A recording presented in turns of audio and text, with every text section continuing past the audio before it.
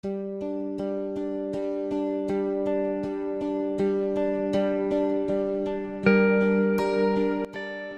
Jalani Kota Pajar merupakan murid Syekh Mudawali Al-Khalidi generasi pertama. Lettingnya Abu Adnan Mahmud Bakongan.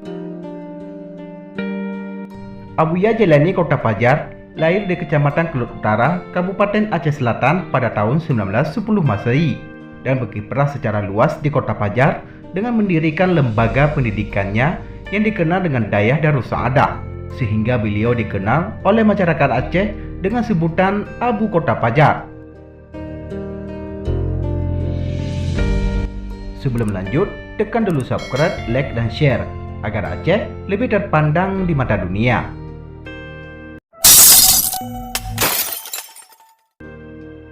Mengawali masa belajarnya, beliau belajar langsung kepada orang tuanya mengenai dasar-dasar ilmu agama. Menginjak usia remajanya, beliau mulai belajar di berbagai lembaga pendidikan kepada sejumlah ulama terpandang di wilayahnya.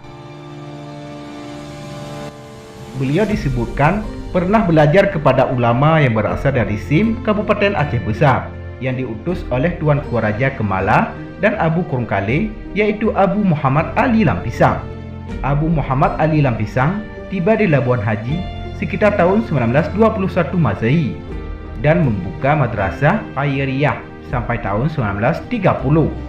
Banyak lulusan madrasah Khairiyah yang kemudian menjadi ulama Aceh sesudahnya seperti Abuya Syekh Mudawali Al-Khalidi, Abu Adnan Mahmud Bakongan, Abu Haji Bilal Yatim, dan termasuk pula Abuya Jalani Kota Pajar. Setelah beberapa tahun di Dayah Abu Ali Lampisang, Abuya Jalani Kota Pajar kemudian melanjutkan pendalaman keilmuannya kepada ulama asal Lunga, yaitu Abu Syekh Mud Blangpidi, yang merupakan pendiri Dayah Bustanul Huda di Blangpidi. Di Dayah Bustanul Huda yang didirikan oleh Abu Syekh Mud inilah Abuya Jalani Kota Pajar bertekun belajar hingga menjadi seorang ulama yang mendalam ilmunya. Bahkan beliau merupakan salah satu alumni terbaik dari lembaga pendidikan tersebut. Disebutkan dari sebuah sumber, setelah menjadi alim, Abuya Jalani Kota Pajar suatu saat berjumpa dengan seorang ulama muda yang baru kembali dari pengajian Padang dan telah masyhur kedalaman ilmunya, yaitu Angku Wudu Syekh Muhammad Wali Al-Khalidi, sehingga terjadilah perdebatan ilmiah tingkat tinggi antara kedua ulama ini, di mana perdebatan tersebut memiliki syarat siapa yang menang maka akan menjadi guru bagi yang kalah berdebat. Satu persatu pertanyaan dimunculkan, sehingga sampai pada sebuah pertanyaan yang membuat Abu Jalani jadi terdiam, tidak bisa menjawabnya. Namun Syekh Mudawali Al-Khalidi mampu menjelaskan jawaban dengan sangat mudah. Semenjak hari itu dan sampai seterusnya, Abuya Jalani mengakui kedalaman ilmu Syekh Mudawali Al-Khalidi dan menjadi muridnya.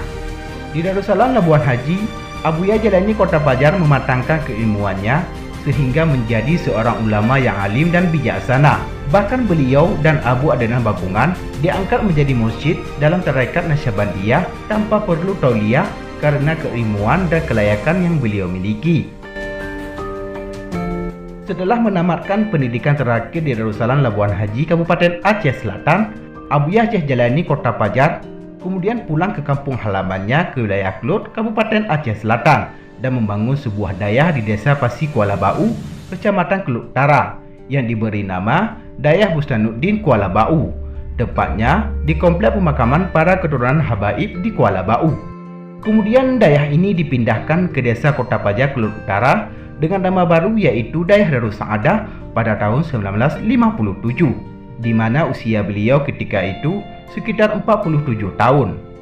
Terhitung mulai dari tahun 1957 sampai wafatnya beliau tahun 1983, Abuya Syekh Jalani Kota Pajar telah menjadi guru masyarakat mursyid yang mengayomi seluruh santri dan masyarakat Kelut Utara dan sekitarnya. Bahkan banyak dari murid-murid lulusan Darus Saadah yang menjadi ulama karismatik Aceh, seperti Abu Daud Al-Yusufi Teping Gajah dan Abu Muhammad Yunus Taibi dan para ulama lainnya. Bahkan di tahun 1978, beliau mengangkat Abu Muhammad Hazvi Kota Pajar yang dikenal dengan Abun Kota Pajar sebagai wakil pimpinan yang beliau pimpin. Selain berhasil mendidik para muridnya menjadi ulama, Abuya Kota Pajar juga telah menempa anak-anaknya untuk melanjutkan estafet kepemimpinan Dayah, yaitu almarhum Tengku Syekh Al-Qadir, pimpinan Darus Saadah setelah Abun Hasbi Kota Pajar, dan anaknya dari istri yang lain, almarhum Tengku Syekh Jazuli Jailani yang dikenal dengan sebutan Abu Cud, dengan dayahnya yang bernama Holzatus Saadah. Abuya Syekh Jalani Kota Pajar merupakan tokoh karismatik pengemban tarekat Naqsyabandiyah di wilayah Kelut, Kabupaten Aceh Selatan, sehingga tarekat ini tersebar luas di sana. Sama seperti di Bakongan, tarekat Naqsyabandiyah tersebar luas di bawah asuhan Masjid Syekh Haji Adnan Mahmud Bakongan atau Abu Bakongan. Setelah berkiprah sekitar 26 tahun mengabdi dan menjadi rujukan masyarakat Kelut, Kabupaten Aceh Selatan, wafatlah ulama karismatik ini pada tahun 1983 dalam usia 73 tahun. Demikianlah liputan Bahasa News. Semoga bermanfaat dan dapat memberikan wawasan untuk kita semua. Terima kasih telah menonton dan tunggu video kami selanjutnya.